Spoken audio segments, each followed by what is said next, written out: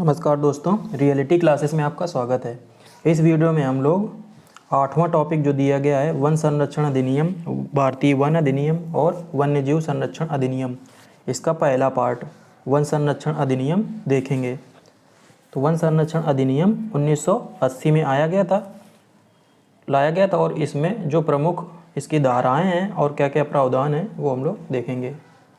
चलिए देखते हैं। तो इसमें सबसे पहला पॉइंट लिखा है कि ये किस लिए बनाया गया था। तो वनों के संरक्षण तथा उससे संबंधित विषयों के लिए उपबंध मतलब कानून बनाने हेतु यह अधिनियम लाया गया था। तो वनों की संरक्षण के लिए, जैसा कि नाम है इसका, और उससे संबंधित क्या कानून है उनको इसमें रखा गया है। स्टार्ट करते हैं इसकी पहली धारा से। जो इसकी धारा 1 है, इसमें इसका संक्षिप्त नाम, विस्तार और प्रारंभ, ये 3 चीज़ें दी गई हैं। तो धारा 1 का जो उपधारा है पहली, इसमें इसका जो नाम है वो वन संरक्षण अधिनियम 1980 है और जो संरक्षण है ना वो ब्रैकेट के अंदर है। और जो उपधारा दूसरी है, सब सेक्शन इंग्लिश में बोलेंगे, वो विस्तार दिखा रही है। तो लिखा है कि इसका विस्तार जम्मू कश्मीर राज्य के सिवा पूरे भारत पे है। लेकिन अभी आर्टिकल 370 के हटने के बाद इसका विस्तार है ना पूरे देश में हो गया है, ये आपको याद रखना है। तीसरी उपधारा है धारा 1 की उपधारा 3। इसमें लिखा है कि यह कब से लागू हुआ, तो 25 अक्टूबर 1980 से लागू हुआ है। इसको मतलब लागू हुआ, प्रवृत्त मतलब लागू समझा जाए। तीनों चीज़ें आपको याद रखनी है, कोई भी इससे पूछ सकता है। अगली धारा देखते हैं, धारा 2। इसमें क्या बताया गया है, वनों के अपारक्षण लिखा है ना। इसका मतलब होता है कि वनों को आरक्षित वन की श्रेणी से हटाने। आरक्षित वन तो आपको मैंने बता ही दिया है ना। आरक्षित मतलब होता है रिजर्व फॉरेस्ट। तो रिजर्व फॉरेस्ट के लिए श्रेणी से किसी वन को हटाने या वन भूमि के वनेतर प्रयोजन मतलब वन भूमि के किसी दूसरे तरह के कार्य के लिए यूज करने के लिए उपयोग पर निर्बंधन मतलब रोक, ये धारा 2 में बोला गया है कि जो वन है ना उसको आप हटा नहीं सकते हैं आरक्षित वन की श्रेणी से। और दूसरा कि वनों का उपयोग किसी दूसरे कार्य के लिए नहीं कर सकते हैं, ऐसा रोक लगाई गई धारा 2 के अनुसार। और इसमें और चीज़ें हम लोग डिटेल में देखेंगे। क्या लिखा है, पहला पॉइंट, किसी राज्य में उस समय लागू किसी अन्य विधि में किसी बात के होते हुए भी कोई राज्य सरकार या अन्य प्राधिकारी निम्न में से किसी भी तरह का आदेश केंद्र सरकार की पूर्व अनुमति के बिना नहीं देगा। तो क्या लिखा है कि किसी राज्य में यदि कोई नियम उस समय है भी वन से संबंधित, तो भी वो राज्य या वन का कोई अधिकारी बिना केंद्र सरकार की अनुमति के निम्न में से कोई नियम पारित नहीं कर सकता है। कौन कौन सा नियम? पहला है कि कोई आरक्षित वन या उसका प्रभाग आरक्षित नहीं रह जाएगा। मतलब कोई वन है ना वो अब आरक्षित वन नहीं है, ऐसी घोषणा कोई राज्य सरकार या उसका अधिकारी बिना केंद्र सरकार की अनुमति के ऐसा नहीं कर सकता। दूसरा पॉइंट क्या है कि किसी वन भूमि या उसके किसी प्रभाग मतलब पार्ट या भाग एक ही चीज़ है को किसी वनेतर प्रयोजन के लिए उपयोग में लाया जाए, ऐसा भी आदेश नहीं जारी कर सकती कोई राज्य सरकार या उसका अधिकारी कोई कि अब ये भूमि जो है ना इसका हम लोग किसी दूसरे काम में यूज कर सकते हैं। वो भूमि जो वन के लिए,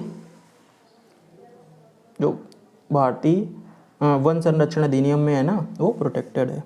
तीसरा जो पार्ट है इसका, इसमें बोला गया है कोई वन भूमि या उसका कोई प्रभाग पट्टे पर या अन्यथा किसी प्राइवेट व्यक्ति या किसी प्राधिकरण, निगम, अभिकरण या किसी अन्य संगठन को जो सरकार के स्वामित्व, प्रबंध या नियंत्रण के अधीन नहीं है समानुदेशित किया जाए। मतलब कि जो वन कोई वन भूमि है ना उसको आप किसी प्राधिकरण, निगम या सरकार के स्वामित्व के अधीन कोई ऐसा संगठन जो नहीं है उसको आप नहीं दे सकते हैं, पट्टे पर भी नहीं दे सकते हैं। चौथा पॉइंट क्या लिखा है किसी वन भूमि या उसके किसी प्रभाग से पुनर्वन रोपण के लिए उसका उपयोग करने के प्रयोजन के लिए उन वृक्षों को जो इस भूमि या प्रभाग में प्राकृतिक रूप से उगाएं काट कर साफ किया जाए। इसमें ये बोला गया है कि कोई ज़मीन है जो खाली पड़ी है तो उसमें आप वृक्षारोपण भी करना चाह रहे हैं तो उसके लिए क्या नहीं कर सकते कि वहाँ पे जो पहले से अपने आप से झाड़ जंगल और पेड़ पौधे उगाए उनको साफ करके फिर से लगाना, तो इसके लिए भी आपको केंद्र सरकार से अनुमति लेनी होगी। तो ये 4 पॉइंट हो गए, आपको याद रखने हैं, कहीं से भी क्वेश्चन पूछ सकता है। अब हम लोग देखेंगे धारा 2 का। ये धारा 2 का नाम ही है, एक्चुअल में ये बाद में जोड़ी गई है। जब राष्ट्रीय हरित प्राधिकरण नेशनल ग्रीन ट्रिब्यूनल 2010 में बना था ना, तब ये धारा बाद में जोड़ी गई है इसमें। तो इसमें राष्ट्रीय हरित प्राधिकरण को अपील का प्रावधान किया गया है कि किस केस में नेशनल ग्रीन ट्रिब्यूनल को अपील की जा सकती है। क्या लिखा है, कोई व्यक्ति जो राष्ट्रीय हरित अधिकरण अधिनियम 2010 के प्रारंभ होने या उसके पश्चात धारा 2 के अधीन राज्य सरकार या अन्य प्राधिकारी के किसी आदेश या विनिश्चय से व्यथित है। तो ये जो धारा 2 है ना, ये इसी की धारा 2 की बात हो रही है, वन संरक्षण अधिनियम 1980 की। बोला कोई व्यक्ति राज्य सरकार या उसके किसी अधिकारी के किसी आदेश से व्यथित है जो धारा 2 के अधीन दिया गया है, तो वो व्यक्ति राष्ट्रीय हरित प्राधिकरण अधिनियम 2010 जो है ना, उसकी धारा 3 के आधार पर राष्ट्रीय हरित प्राधिकरण को उस अधिनियम के उपबंधों के अनुसार अपील कर सकेगा। तो अपील धारा 2 के अगेंस्ट कर रहा है और किस धारा के अंतर्गत, राष्ट्रीय हरित अधिकरण अधिनियम 2010 की धारा 3 के अंतर्गत अपील करेगा।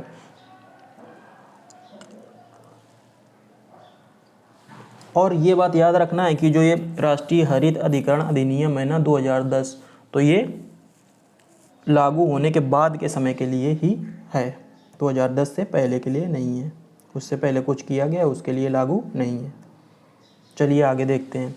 धारा 3 सलाहकार समिति का गठन, मतलब एक एडवाइजरी कमेटी का गठन धारा 3 के अनुसार किया जाता है। तो एडवाइजरी कमेटी किस लिए लिखा है, देखो, केंद्र सरकार निम्नलिखित के बारे में उस सरकार, मतलब करेस्पॉन्डिंग राज्य सरकार की बात कर रही है जहाँ पे वो वन स्थित हैं, को सलाह देने के लिए एक समिति का गठन करेगी जो इतने व्यक्तियों से मिलकर बनेगी जितने वह ठीक समझे। राज्य सरकार अपने हिसाब से कुछ व्यक्तियों की एक कमेटी बना सकती है। अच्छा, केंद्र सरकार राज्य सरकार को सलाह देने के लिए अपने अनुसार एक कमेटी बना सकती है जो राज्य सरकारों को सलाह देगी। नंबर 1 क्या लिखा है, धारा 2 के अधीन अनुमोदन का प्रदान किया जाना, कि मतलब धारा 2 के अधीन जो भी कार्य लिखे हैं ना, उनकी स्वीकृति के लिए, अनुमोदन मतलब स्वीकृति प्रदान करने के लिए केंद्र सरकार एक समिति बनाएगी जिससे अनुमति लेनी पड़ेगी राज्य सरकारों को। दूसरा पॉइंट क्या लिखा है, वनों के संरक्षण से संबंधित कोई अन्य विषय जो केंद्रीय सरकार द्वारा उसे निर्देशित किया जाए। तो वनों के संरक्षण से संबंधित कोई यदि अन्य विषय है उस पर भी राज्य सरकारों को सुझाव यही समिति बनेगी जो केंद्र सरकार बनाएगी, और इसमें जो मेंबर्स होंगे वो केंद्र सरकार अपने हिसाब से तय कर सकती है कि कितने मेंबर की ये कमेटी होगी। धारा 3 हो गई। अब देखते हैं धारा 3 का। तो धारा 3 का है अधिनियम के उपबंधों के उल्लंघन के लिए शास्ति। शास्ति का मतलब होता है पेनाल्टी।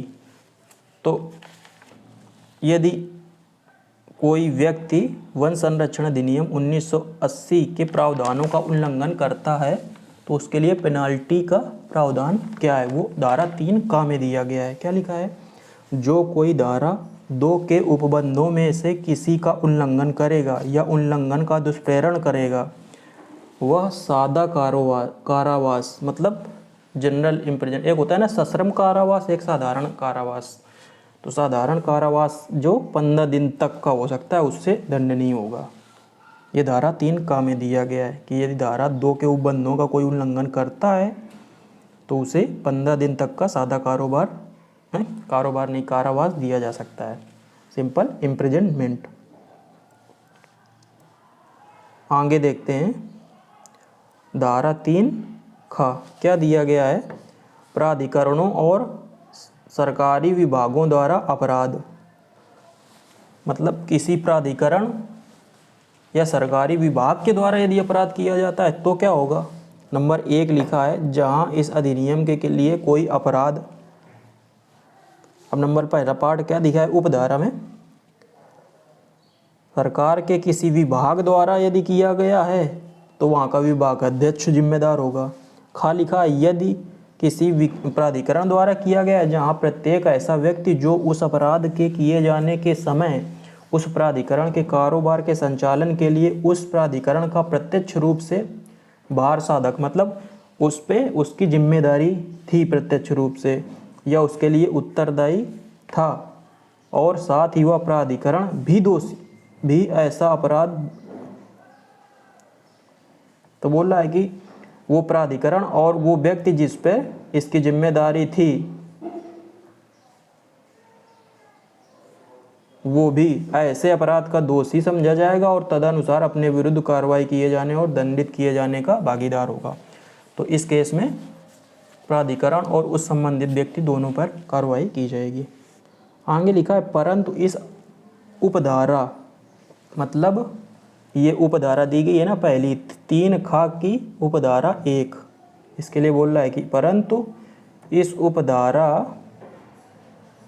कि कोई बात विभागाध्यक्ष को या खंड खा में निर्दिष्ट किसी व्यक्ति को, खंड का जो है उसमें विभागाध्यक्ष की बात की गई, खंड खा में किसी व्यक्ति की बात की गई है, को दंड का भागी नहीं बनाएगी, मतलब उस केस में दंड नहीं होगा यदि वह यह साबित कर देता है कि वह अपराध उसकी जानकारी के बिना किया गया था या उस अपराध के किए जाने का निवारण करने के लिए उसने सब सम्यक तत्परता बरती थी, मतलब विभागाध्यक्ष या उस व्यक्ति ने उसके निवारण के लिए अपनी कैपेसिटी में पूरी कोशिश की थी, तो उसको उसका भागीदार नहीं समझा जाएगा।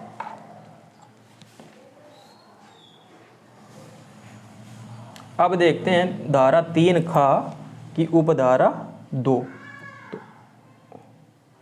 उपधारा 2 काफ़ी बड़ी है, चलो बड़ी है उससे कुछ मतलब नहीं, लेकिन बस समझना है कि क्या लिखा है। जैसे उपधारा 1 में लिखा है कि किस केस में विभागाध्यक्ष जिम्मेदार होगा और किस केस में कोई पर्सनल व्यक्ति होगा, और ये भी लिखा है कि ये दोनों जिम्मेदार नहीं समझे जाएंगे यदि ऐसा प्रतीत होता है कि उन्होंने अपनी कैपेसिटी में उसको, मतलब जो भी कानून का उल्लंघन हुआ है उसको रोकने के लिए प्रयास किया है। उपधारा जो 2 है उसमें क्या लिखा है कि उपधारा 1 में किसी बात के होते हुए भी जहां इस अधिनियम के अधीन दंडनीय कोई अपराध सरकार के किसी विभाग या उपधारा 1 के खंड खा में निर्दिष्ट किसी प्राधिकरण द्वारा किया गया है और यह साबित हो जाता है कि वह अपराध विभाग अध्यक्ष से भिन्न किसी अधिकारी की या प्राधिकरण की दशा में उपधारा 1 के खंड खा में निर्दिष्ट व्यक्तियों से भिन्न किसी व्यक्ति की सहमति या मौन अनुकूलता से किया गया है या उस अपराध का किया जाना उसकी किसी उपेक्षा के कारण माना जाता है, वहाँ ऐसा अधिकारी या व्यक्ति भी उस अपराध का दोषी समझा जाएगा और तदनुसार अपने विरुद्ध कार्रवाई किए जाने और दंडित किए जाने का भागीदार होगा। तो उपधारा 2 में ये लिखा है कि विभागाध्यक्ष या कोई व्यक्ति या प्राधिकरण यदि उसके अलावा भी कोई व्यक्ति इसमें शामिल होता है तो जिस पे प्रूफ होता है कि इसकी वजह से ये हुआ है तो उसको गिल्टी माना जाएगा। ये धारा 3 खा के सब सेक्शन 2 की बात हो रही है, ये लिखा है सब सेक्शन 2, सब सेक्शन 1 ये ऊपर का था, तो 3 हो गए खा। अब हम लोग देखेंगे धारा 4। टोटल 5 ही धाराएं हैं और बस इसके साथ ये छोटा सा अधिनियम खत्म हो जाएगा। धारा 4 में नियम बनाने की शक्ति दी गई है कि वन संरक्षण अधिनियम 1980 में नियम कौन बना सकता है, तो लिखा है केंद्र सरकार। पहली पॉइंट लिखा है कि केंद्र सरकार इस अधिनियम के उपबंधों को क्रियान्वित करने के लिए राजपत्र में अधिसूचना द्वारा बना सकेगी। केंद्र सरकार कानून बनाने के लिए नोटिफिकेशन जारी करेगी। दूसरे पॉइंट में लिखा है कि इस अधिनियम के अधीन बनाया गया प्रत्येक नियम बनाए जाने के पश्चात यथाशीघ्र संसद के प्रत्येक सदन के समक्ष जब वह सत्र में हो कुल 30 दिन की अवधि के लिए रखा जाएगा। यह अवधि एक सत्र में या एक से अधिक अनुक्रमिक सत्रों में पूरी हो सकेगी। अब मैं पहला पॉइंट और जो दूसरा पॉइंट दिया गया है दोनों का सार एक साथ बताता हूँ कि नियम बनाने की शक्ति केंद्र सरकार के पास है। केंद्र सरकार ने एक नोटिफिकेशन जारी किया, फिर क्या होगा, वो केंद्र सरकार संसद के दोनों सदनों में ये संशोधन विधेयक रखेगी। तो ऐसा करने के लिए टोटल समय होगा 30 दिन का। अब ये तभी हो सकता है जब जो संसद के सदन है वो संसद मतलब सत्र चल रहा हो, तो ये एक सत्र में भी हो सकता है, एक से अधिक सत्र में भी हो सकता है, लेकिन टोटल वर्किंग डेज 30 ही होने चाहिए। तो क्या होगा कि जो ये सरकार नोटिफिकेशन लेके आई है उसके प्रावधानों को लागू होने के लिए संसद के दोनों सदनों से वो पास होने चाहिए, और उसके बाद राष्ट्रपति यदि साइन कर देंगे तो एक्ट मतलब प्रावधान लागू हो जाएंगे। और यदि ऐसा नहीं होता कि मतलब संसद के दोनों सदन द्वारा वो प्रावधान लागू मतलब पास नहीं हो पाते, तो वो वहीं पे ख़त्म हो जाएगा और पहले से जो प्रावधान चल रहे हैं वन संरक्षण अधिनियम में वो जारी रहेंगे। आखिरी धारा है 5वीं, उसमें रिपील एंड सेविंग मतलब निरसन और व्याप्ति ये दी गई है कि किन केस में रिपील किया जा सकता है, ख़त्म किया जा सकता है इसको।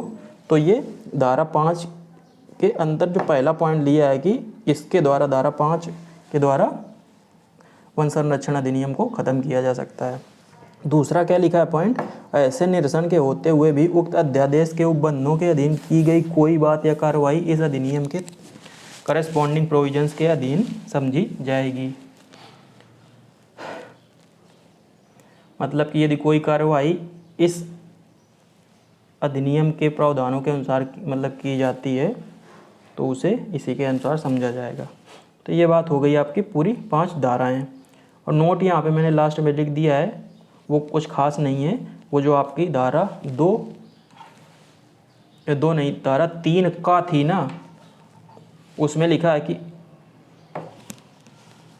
अधिनियम के उपबंधों के उल्लंघन के लिए पेनाल्टी जो है ना 15 दिन का साधारण कारावास, तो ये जो जोड़ा गया था जो 1988 में इसमें संशोधन किया गया था। तो इसमें वही लिखा है कि इस 1988 में इस अधिनियम में किए गए संशोधन किया गया, जिसके अनुसार भारत सरकार से अनुमति लिए बिना किसी भी वन भूमि को किसी अन्य प्रयोजन के लिए उपयोग किए जाने को संज्ञेय अपराध मतलब कॉग्निजेबल ऑफेंस घोषित किया जाएगा। और इस प्रकार यदि कोई व्यक्ति वन भूमि को किसी अन्य प्रयोजन